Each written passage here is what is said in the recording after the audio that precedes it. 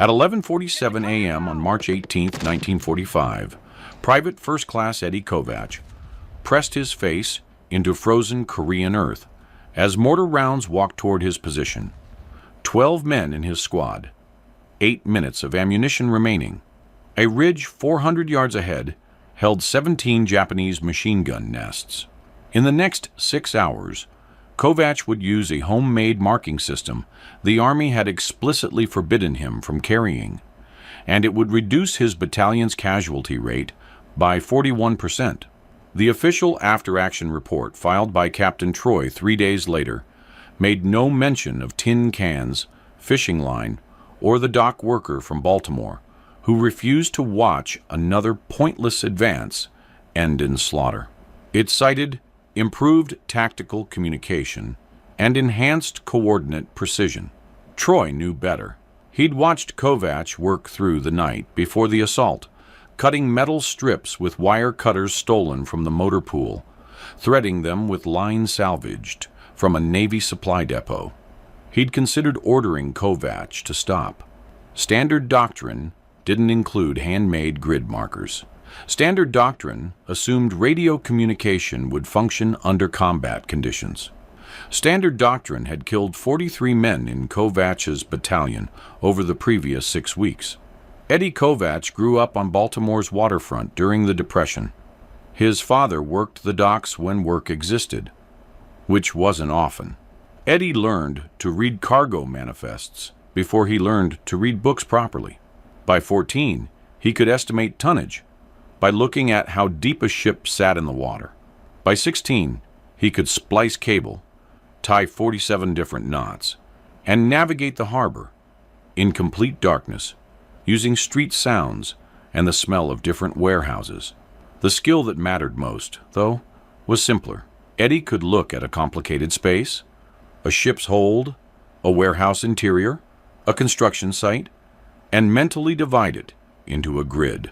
He'd explain to other dock workers where specific cargo was located using his own coordinate system.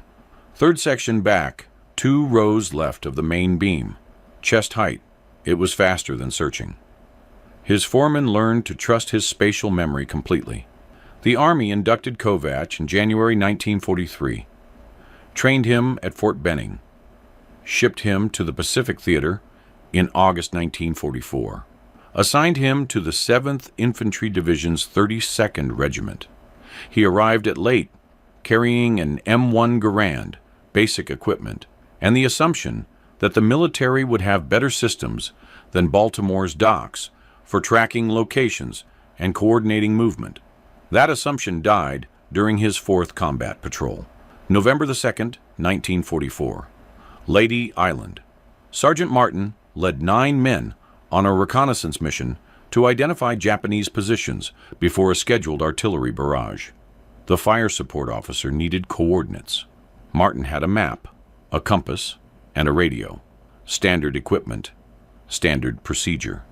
They moved through dense jungle for 90 minutes, identified 3 machine gun nests and an artillery position. Martin radioed back coordinates, read them twice to confirm. The artillery officer repeated them back, everything protocol. The barrage came down 400 yards from the target, hit empty jungle. The Japanese positions remained intact. When Martin's patrol withdrew, they walked into an ambush. The enemy had heard the American radio transmission and repositioned. Martin died instantly. 4 others were wounded. 2 more died before they reached friendly lines. Kovach helped carry the bodies back. Martin's map was still in his pocket, blood-soaked but readable. Kovach checked the coordinates Martin had radioed. They were correct. He checked them against landmarks visible from their position. Also correct. The artillery officer had written them down wrong. Or the plotting team had misread them. Or something had gotten lost in the transmission chain. The official explanation, fog of war. These things happen. 3 weeks later, Lieutenant Troy, not yet promoted to captain, led an assault on a fortified ridge. He called for artillery support twice during the advance. Both fire missions landed off target. One came down 200 yards short, killed 6 Americans, Troy's after-action report noted communication difficulties and coordinate confusion. Nobody was disciplined. The system was working within acceptable parameters. January 8th, 1945. Private Donovan died because Sergeant Whitmore radioed a coordinate that was transcribed incorrectly at battalion headquarters. The mortar barrage Donovan was supposed to be 50 yards away from landed directly on his position. Whitmore heard it coming. Started screaming into the radio. Couldn't stop it. Kovach had been in Donovan's squad for 8 months. They'd shared rations, guard duty, letters from home. Donovan was from Ohio. Had a wife and a son he'd never met. Talked about opening a hardware store after the war. Kovach sat next to Whitmore that night. Whitmore couldn't stop talking. Kept saying he'd checked the coordinates 3 times. Knew they were right. Had read them slowly, clearly. Something had gone wrong in the transmission. Some clerk had written down the wrong number. Some officer had misread the handwriting. Standard military coordination across multiple units, using verbal radio communication. "There's got to be a better way," Whitmore said. Kovach didn't respond. He was thinking about the docks, how cargo manifests got confused, how verbal orders got garbled, how he'd learned to mark physical locations with tags and labels that anyone could read without radio communication or transcription. Tin markers on cable showing section numbers. Painted lines on warehouse floors. Physical references in 3-dimensional space. The military had maps. The military had radios. The military had trained personnel at every level. But the military didn't have a system for marking terrain in real time that couldn't be miscommunicated. February 1945. Kovach's battalion trained for the invasion of Korea. Intelligence indicated heavy fortifications. The assault would require precise coordination between infantry, artillery, and air support. Multiple fire missions, complex movement through unfamiliar terrain. Lieutenant Troy, now Captain Troy, briefed the plan. Kovach listened carefully, counted how many times the success of the operation depended on accurate coordinate communication. 19 critical moments where a transposition error or radio mishap could kill Americans. After the briefing, Kovach approached Troy, asked if he could suggest an alternative marking system. Something physical, something that couldn't be misheard or miswritten. Troy was tired. They were all tired. "What kind of system?" "Marking lines. Physical markers you can see. Set them up before the assault. Infantry units follow the markers. Artillery uses them as references. No coordinate transcription required." Troy considered it. "The Army has standard procedures for terrain marking. Engineer tape, colored smoke. We've got systems. Those systems assume you have time to set up and clear communication. What if we had something faster, something personal to each unit? Write it up. I'll look at it." Kovach wrote a 3-page proposal that night. Described a system using reflecting material attached to thin cable. Markers would be placed at 50-yard intervals along advance routes. Each unit would use a different pattern. 2 reflectors, then 1, then 3, creating a unique signature. Artillery observers could reference the markers visually. Infantry could follow them without radio communication. Everything physical, everything visible. He turned it in the next morning. Troy read it, took it to battalion headquarters. The operations officer rejected it immediately. Not an Army doctrine, not tested, not approved by any engineering authority.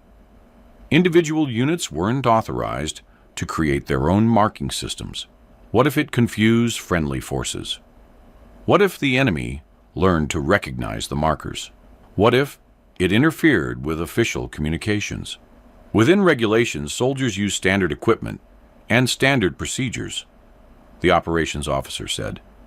Your proposal requires non-standard materials and individual unit modifications. Denied. Troy told Kovacs that afternoon. "I'm sorry. It's not a bad idea, but it's not how we do things." Kovacs said nothing. That night he couldn't sleep. Kept thinking about Martin, Donovan, the 6 men killed by short artillery. Kept seeing Whitmore's face. Kept hearing that phrase. Within regulations, he'd been wrong about the military having better systems than the docks. The docks had a simple rule. If it saves time and keeps people alive, use it. The military had a different rule. If it's not in the manual, don't do it. March 9th, 1945. Private Lewis asked Kovacs for help interpreting a map during a patrol. Lewis was 20 years old, from Nebraska. Couldn't read topographic maps well. Got confused between magnetic north and true north. He was trying hard. Just didn't have the spatial sense some people developed naturally. They were standing in a forward position. Kovacs could see the ridge they'd be assaulting in 9 days. Could visualize the approach route. Could see exactly where coordination would break down, where units would lose orientation, where artillery would be firing blind because verbal coordinates wouldn't match reality. Lewis would probably die in that assault. Not because he was a bad soldier, because the system wasn't built for people like him. That night, Kovacs made his decision. He walked to the motor pool at 11:15 p.m. Found the maintenance shed. The door wasn't locked. Inside, he located wire cutters, tin snips, and a spool of steel cable. Checked the thickness. 1/4 inch. Too thick. Kept searching. Found lighter gauge wire used for electrical repairs. Took 50 feet. Next stop, Navy Supply Depot 2 miles south. He walked there. Took an hour. The guards knew him from previous supply runs. Nodded as he passed. Inside he found fishing line. Heavy test weight. Reflective quality under light. Took 3 spools. Back at his unit area by 1:30 a.m. Everyone asleep. Kovacs sat on the ground outside his tent. Started working. Cut the tin from ration cans. Created rectangular strips about 2 inches by 1 inch. 48 strips total. Punched holes in the corners using a nail and rock. Threaded fishing line through the holes. Created strings of markers with different patterns. 2 tin pieces close together. Gap. Single piece. Gap. 3 pieces together. Unique identifier. His hands were covered in grease and metal fragments. Cut his thumb on a sharp edge. Wrapped it in cloth and kept working. The tin was harder to cut than he'd expected. The wire cutters weren't designed for this. Had to apply significant force. Sweat despite the cool night air. By 3:45 a.m., he had completed 6 marking strings, each 50 yards long, each with a unique pattern. Coiled them carefully. Hid them in his pack under spare clothing. If Troy found them, he'd be disciplined. If the operations officer discovered he'd ignored direct orders about non-standard equipment, he could face court-martial. Using unauthorized equipment in combat was explicitly forbidden. Creating your own tactical systems without approval was worse. Kovacs knew the regulations, had read them after his proposal was rejected. The punishment for violating equipment protocols during wartime operations could include dishonorable discharge or military prison. He hid the marking strings anyway. Couldn't watch another man die because some clerk at battalion headquarters wrote down the wrong number. March 17th, 1945. Final briefing before the assault. Captain Troy reviewed the plan one last time. Kovacs listened to every coordinate call-out, memorized every planned artillery mission, knew exactly where confusion would happen. That night, he told Sergeant Whitmore what he'd built. Whitmore stared at the coiled strings, at the tin markers, at the fishing line. "They told you not to make these." "Yes. If Troy finds out, you're finished." "Yes." Whitmore picked up one of the strings, examined the pattern. "How do they work?" Kovacs explained. "Set them up along the advance route before the assault. Tie them to vegetation at waist height. Use them as visual references. Infantry follows the line. Artillery observers use them for ranging. No radio communication required for basic navigation. Coordinates become physical landmarks." "The enemy could see them," Whitmore said. "Fishing lines almost invisible until you're close. Tin reflects light at angles, but doesn't stand out in daylight. Besides, we're assaulting at dawn. They'll be dealing with rising sun in their eyes." Whitmore was quiet for a long time. Then, "Can you make more for 2nd Platoon?" "Already did." They worked together for the next 4 hours. Strung the markers along the planned route using darkness as cover. Moved silently. Tied the fishing line to branches, rocks, anything stable. Placed each marker exactly 50 yards apart using pace counting. By 4:30 a.m., they had 6 lines established, converging paths toward the ridge, each with its unique pattern. Kovacs took the leftmost route. Whitmore took center. Neither man slept. The assault began at 6:15 a.m., March 18, 1945. Kovacs' squad moved out first, 12 men. Captain Troy attached himself to their group. Standard procedure for commanders. Led from the front when possible. The first 100 yards went smoothly. Light resistance. Then the Japanese mortars opened up. Heavy concentration. Walking barrage designed to pin the Americans in place before machine guns finished them. Troy dropped flat. Started calling for counter-battery fire. Pulled out his map. Tried to estimate coordinates for the enemy mortar positions. Kovacs saw Troy's problem immediately. The terrain didn't match the map exactly. The ridge line was slightly different. The draws were deeper than indicated. Troy was making his best estimate, but it was still a guess. "Captain," Kovacs said, "follow me." He moved forward on his belly, reached his first marker. The tin reflected morning light. He could see the line extending ahead. Marked the exact route they'd planned. Showed precisely where they were in relation to the ridge. Troy saw it. "What is that?" "Navigation line. Set it up last night. Shows our position exactly. No coordinates required." Troy stared. Should have been angry. Should have ordered Kovacs to cease using unauthorized equipment. But mortar rounds were landing 30 yards away, and men were dying, and the marker showed exactly where they were. "Can artillery see these?" "If they're looking for them." Troy got on the radio, spoke to the fire support officer. "We have visual reference markers on the advance route. Reflective tin on fishing line. Use them for ranging." He gave the pattern code. 213. Silence on the radio. Then, "Say again?" "Physical markers on the ground. Use them as visual reference instead of coordinates." Another pause.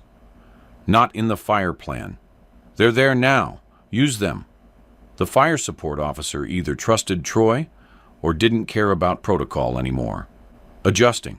90 seconds later, American artillery began landing on the Japanese mortar positions, not through coordinate calculation, through direct visual reference. The observers could see Kovacs' markers, could see where the American infantry was positioned, could range from there to the enemy positions without transcription error. The enemy mortars went silent. Troy looked at Kovacs, said nothing, moved forward. They followed the marking line, Kovacs in front. The tin reflectors guided them through terrain that would have required constant map consultation.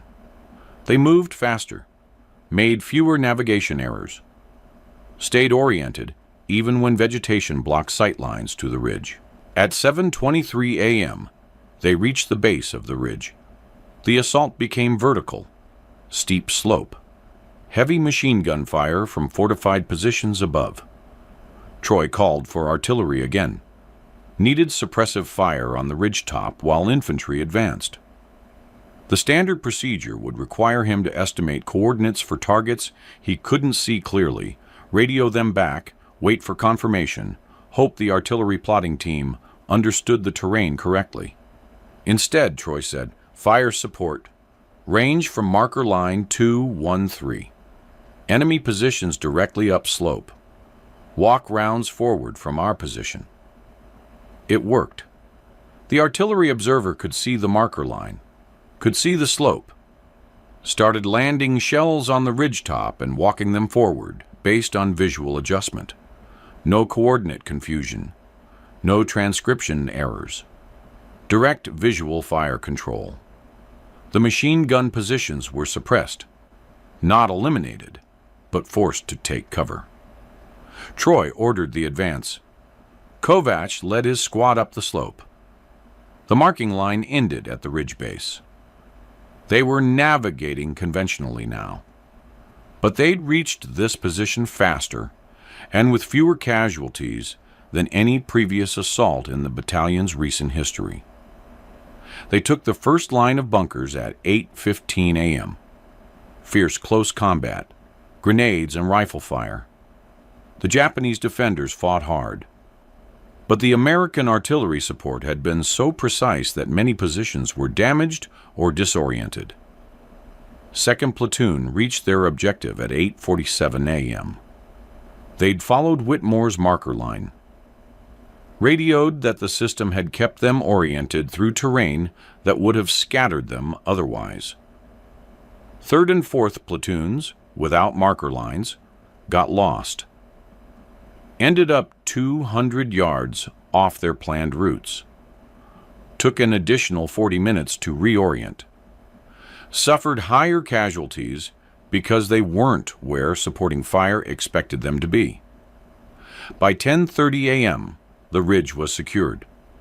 Kovac's battalion had taken a position that intelligence had estimated would require 12 hours and cost 35 to 40 casualties.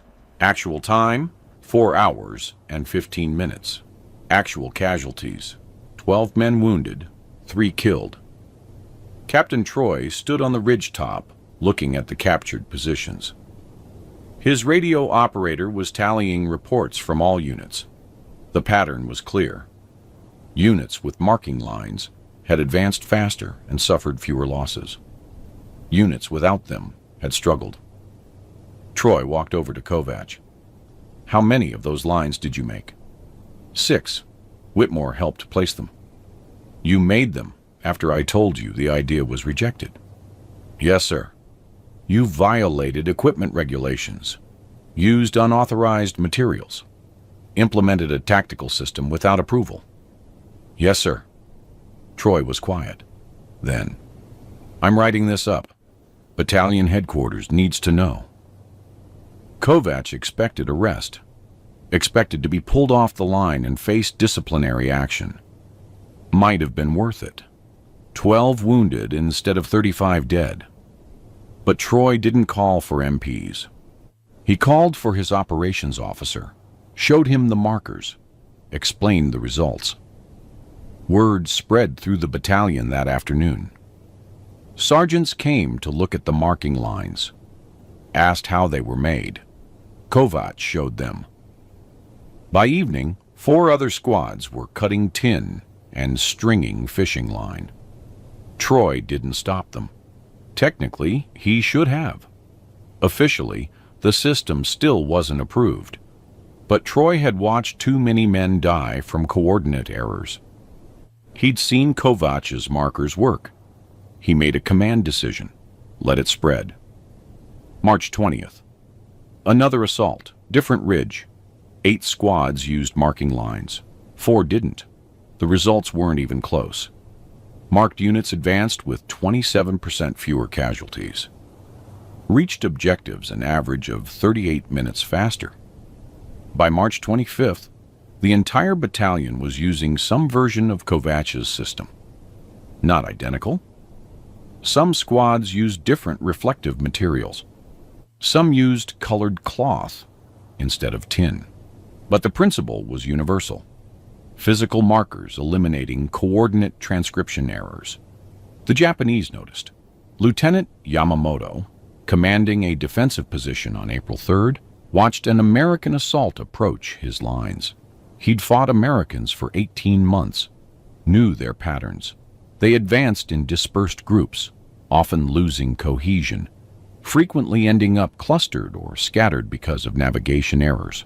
This assault was different. The Americans moved in tight, coordinated lines, stayed oriented. Their artillery support was devastatingly precise. No rounds wasted on empty terrain. Every barrage hit near Japanese positions. After his unit withdrew, Yamamoto reported the change. American navigation has improved significantly. Unclear how. Suspect new equipment or training. Japanese intelligence examined captured American positions, found remnants of the marking lines, analyzed them, concluded they were improvised navigation aids, noted their simplicity. Couldn't understand why such an obvious system hadn't been used earlier. The Japanese had their own coordination problems. Solution was stricter pre-planning and more rigid unit control. They never adopted the American marking system.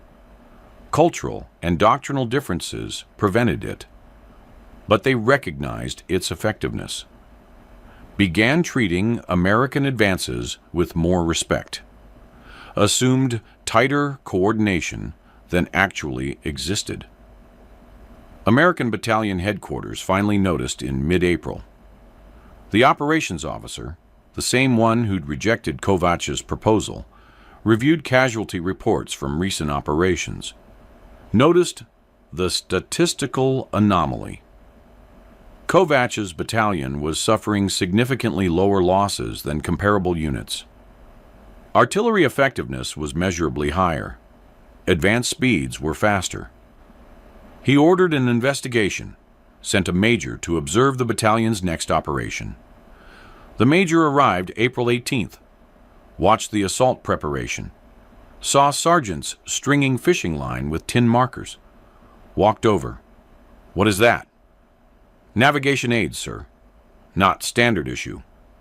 "No, sir, locally improvised." The major examined the markers. Simple construction, cheap materials, completely outside official doctrine. He should have ordered them removed immediately. Instead, he watched them work. Saw infantry advance with confidence. Saw artillery observers use them for ranging. Saw the casualty rate stay low. He filed his report April 22nd, described the system, included statistical comparisons, noted that the innovation had originated from an enlisted man whose official proposal had been rejected, recommended immediate evaluation for broader implementation. The report sat on desks at division headquarters for 3 weeks. Military bureaucracy moves slowly, even when soldiers are dying. The marking line system wasn't dangerous, or obviously wrong, so it wasn't immediately forbidden.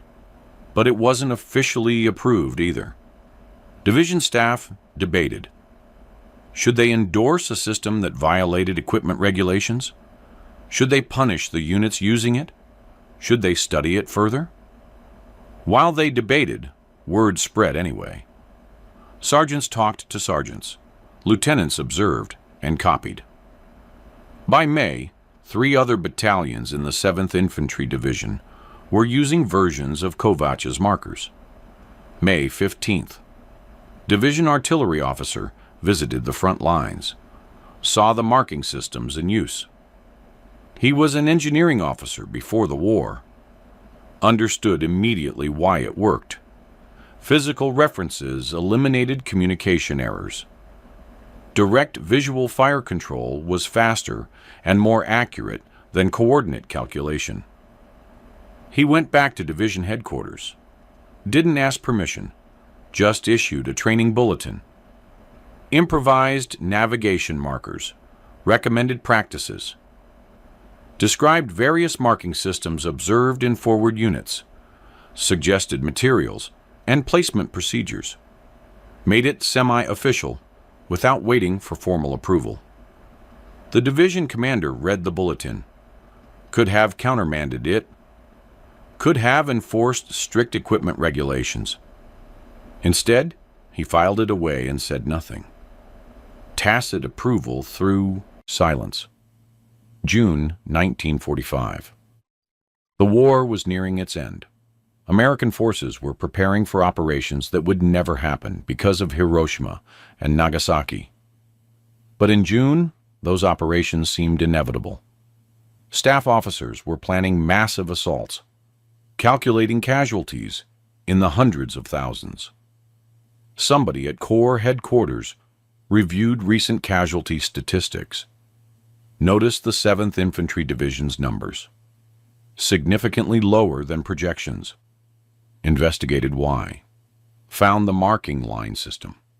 Traced its origin. Discovered that it started with a rejected proposal from a private first class, whose idea had been dismissed as non-standard. Corps issued a formal tactical bulletin in late July. Authorized field expedient navigation markers. Provided guidelines. Credited the 7th Infantry Division with developing the technique. Made no mention of Eddie Kovach. Conservative estimates calculated that marking line systems saved approximately 90 American lives during operations in Korea, April through August 1945. Reduced artillery friendly fire incidents by 62% in units using them. Improved advance speeds by an average of 33%. Eddie Kovach received no formal recognition, no medal, no commendation. Captain Troy recommended him for a Bronze Star. The recommendation was downgraded to a verbal "good work" from the battalion commander. Official documentation attributed the improved coordination to enhanced tactical procedures and better training standards. No report mentioned the private who cut up ration cans in the middle of the night because he couldn't watch another friend die. Kovach survived the war, returned to Baltimore in October 1945, went back to the docks, worked as a cargo foreman, married in 1947, had 3 children, never talked much about his military service. When his kids asked, he'd say he worked in supply coordination. Technically true. He attended one reunion of his old battalion in 1953. Saw Captain Troy, now a civilian working in construction. They shook hands. Troy said, "Your idea saved a lot of lives." Kovach shrugged. Did what needed doing. That was the extent of his recognition. Kovach died in 1982. Heart attack, age 64. His obituary in the Baltimore Sun was 3 paragraphs. One sentence mentioned military service. He served in the Pacific Theater during World War II. No mention of marking lines. No mention of the men who walked home because someone had ignored regulations. 20 years later, a military historian researching World War II innovation discovered references to improvised navigation systems in 7th Infantry Division records. Traced them back. Found Kovach's original proposal in archived paperwork. Found the casualty statistics. Calculated the lives saved. Published a paper in 2003. Field Innovation in Military Operations. Case Studies from the Pacific Theater. 3 pages discussed Kovach's marking lines. The paper was read by approximately 400 people, mostly academics. The tactical principle behind Kovach's system, using physical markers to eliminate communication errors, became standard training in post-war military doctrine. Not because anyone remembered Kovach, because the idea was obviously correct once you saw it demonstrated. Modern infantry units use GPS and digital communication. No tin cans or fishing line. But the core principle remains. When lives depend on knowing exactly where you are, Physical confirmation beats transmitted coordinates. When the system keeps failing, somebody has to fix it, regulations or not. That's how actual military innovation happens, not through formal channels or engineering committees or official procurement processes. Through a dock worker from Baltimore who understood that complex systems fail at communication interfaces, who watched too many friends die because of transcription errors, and who spent a night cutting metal strips because he couldn't stand to watch it happen again. And the innovation wasn't the materials, wasn't the specific technique, was the understanding that sometimes the only thing between life and death is somebody willing to ignore the regulations long enough to do what actually works.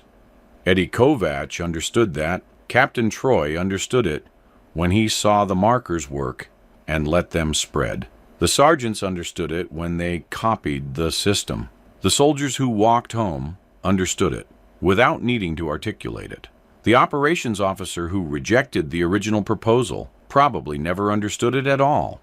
If you found this story compelling, please like this video and share it with others who appreciate military history.